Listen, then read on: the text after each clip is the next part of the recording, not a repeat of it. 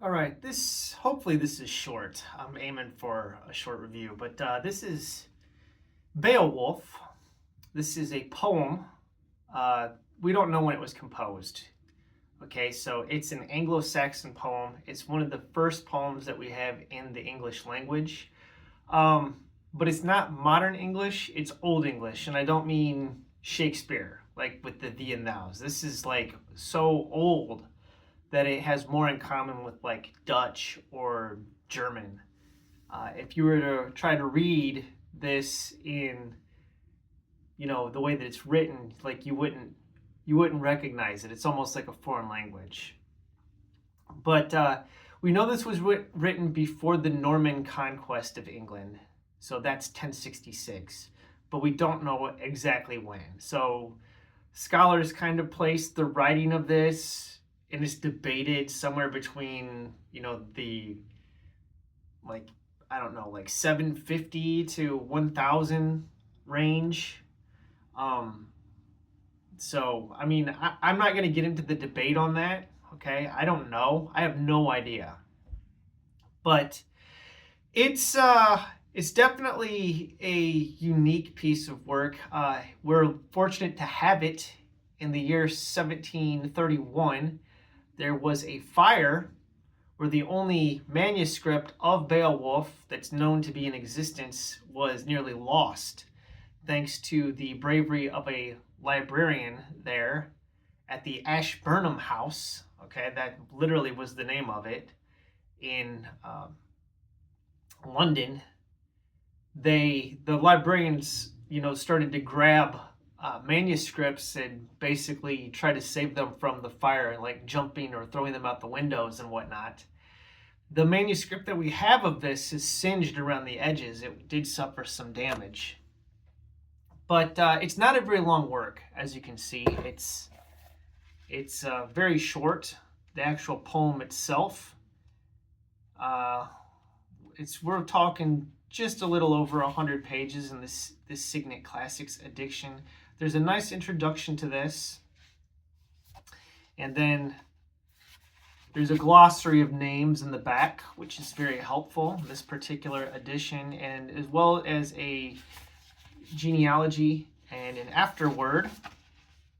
But this particular translation of Beowulf was first published in 1963.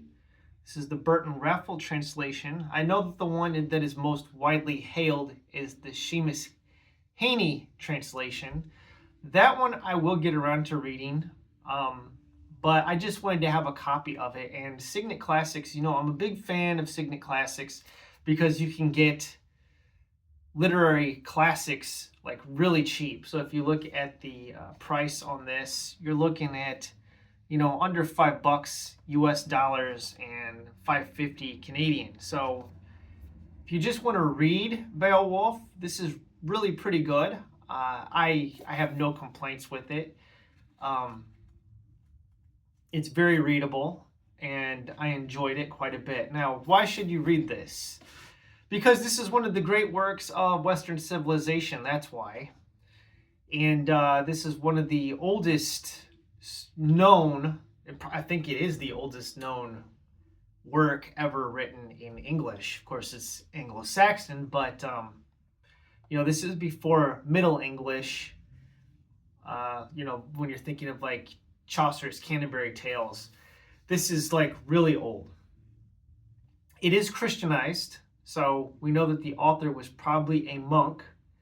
All right, but it's kind of this strange blend, and I'm not going to get into debate over like what's going on in this poem, because is it Christian, is it pagan, what's going on, why is it mixing elements together? Okay, what is the author's intent? We don't know who the author is, and scholars debate this thing to death, but you should read it just because it's a good story. We have a hero here named Beowulf who fights three monsters. The real meat of the story is this battle of this hero with these monsters. So there's this king, this Dane, okay, so we're thinking of like the Danes. His name is Hrothgar, and he builds a mead hall for his men, and they they go there and they party and sing songs of glory. And this King Hrothgar is known as a, what is he, a ring giver?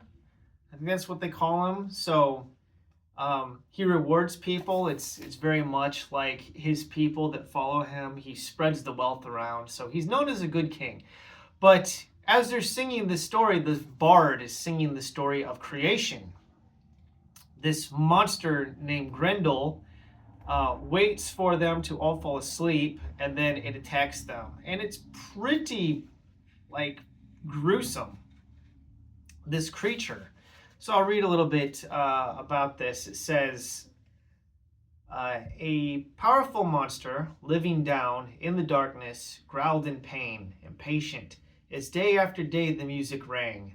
Loud in that hall, the harp rejoicing.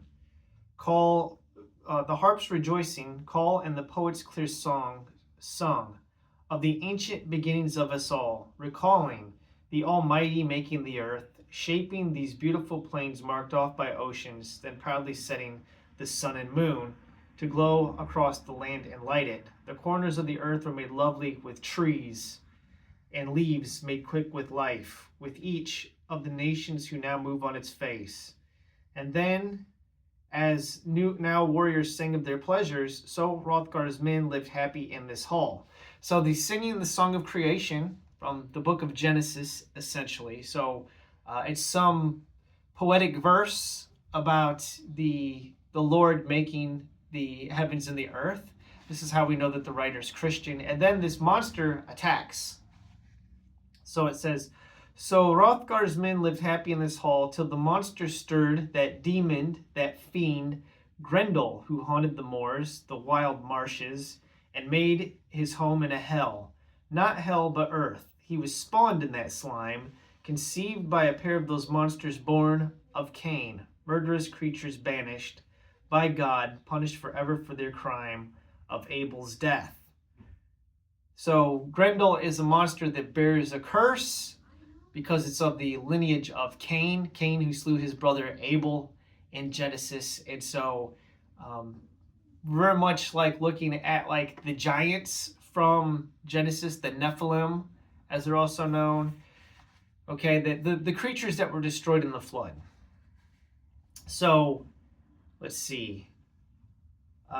The Almighty drove those demons out, and their exile was bitter. Shut away from men, they split into 1,000 forms of evil, spirits and fiends, goblins, monsters, giants, a brood forever opposing the Lord's will, and again defeated.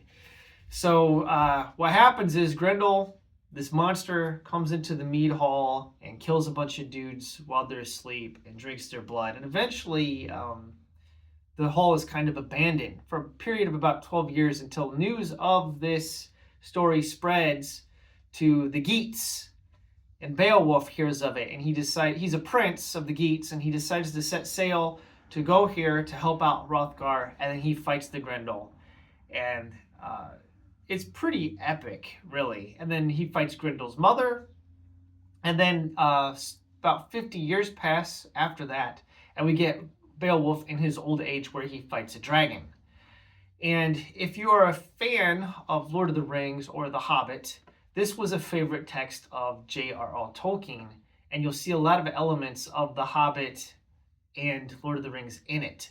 So the writers of Rohan are actually based on this story, as well as the story of Smaug, the giant dragon that lives in,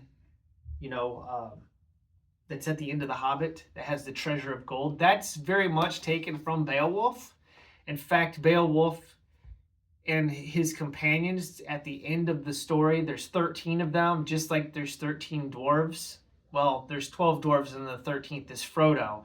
There's a thief. So there's 12 men and a thief in Beowulf. There's 12 dwarves and a hobbit in The Hobbit. So if you are a fan of Tolkien, you should check this out because of the influence it had on him. Tolkien does have a translation. I have not read it. I've heard mixed things about it, but I do know the Seamus Heaney translation is the most widely hailed, but this is probably the cheapest and best copy you can get on a cheap dime. So go ahead, check this out. Signet Classics.